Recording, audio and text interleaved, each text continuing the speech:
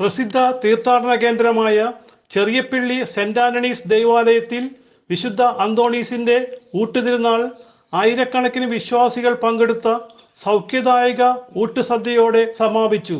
രാവിലെ നടന്ന ആഘോഷമായ ദീപബലിക്ക് ഫാദർ നെൽസൺ ജോബ് മുഖ്യ കാർമ്മികനായി.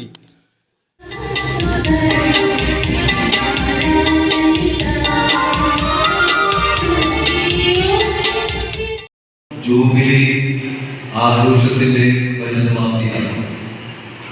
സെയിന്റ് ആന്റണിയുടെ നാമധേയത്തിൽ സ്ഥാപിതമായ ഈ ഇടവകയിൽ ദൈവം സെയിന്റ് ആന്റണിയിലൂടെ ചൊരിഞ്ഞ കൃപകൾക്ക് നന്ദി പറയുന്ന നല്ല പ്രഭാതത്തിന്റെ എല്ലാവിധ ആശംസകളും പ്രാർത്ഥനകളും നേരുന്നു.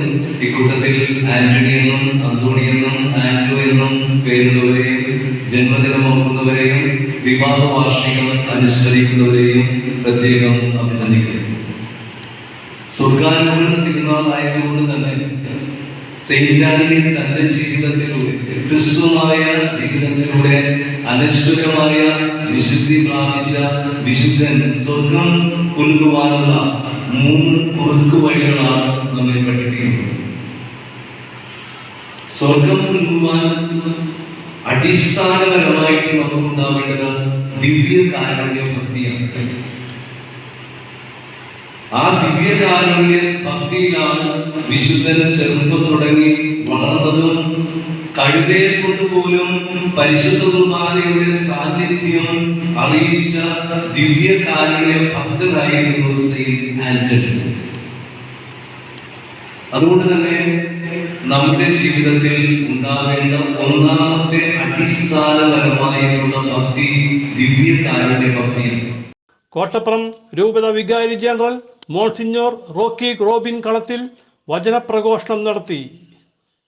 12-ാം പീയൂസ് പാപ്പ വിശുദ്ധ അന്തോണീസിന് ഒരു പ്രത്യേകമായ അവദാനം കൽപ്പിച്ചു നൽകുകയുണ്ടായി. എവഞ്ചേലി ഡോക്ടർ, സുവിശേഷക വേദപാരംഗതൻ, അങ്ങനെ ഒരു നാമവേദാർക്കും സഭയെ ലഭിച്ചിട്ടില്ല എന്നാണ് എനിക്ക് തോന്നുന്നത്. അതായത് തന്റെ സുവിശേഷ പ്രഘോഷണങ്ങളിലൂടെ വചനത്തിന്റെ ആഴത്തിലുള്ള വ്യാഖ്യാനവും അതുപോലെ തന്നെ ആത്മീയ ചിന്തകളും ഇത്ര അഗാധമായ വിധത്തിൽ പങ്കുവെച്ചതുകൊണ്ടാണ് അദ്ദേഹത്തെ എവഞ്ചേലി ഡോക്ടർ, സുവിശേഷക വേദ പാരംഗതൻ എന്നുള്ള നാമം കൊടുത്ത് അദ്ദേഹത്തെ ആദരിച്ചു. ഊട്ടുസദ്യയുടെ ആശീർവാദം ഫാദർ ജോസഫ് കുന്നത്തൂർ നിർവഹിച്ചു. അപേക്ഷിക്കുന്നു. ആമേൻ.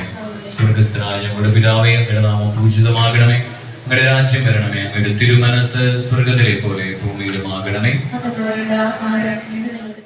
വീടുകളിൽ രോഗികളായി കഴിയുന്നവർക്കുള്ള നേർച്ച വികാരി ഫാദർ ബിജു പാലപ്പറമ്പിൽ ആശീർവദിച്ചു.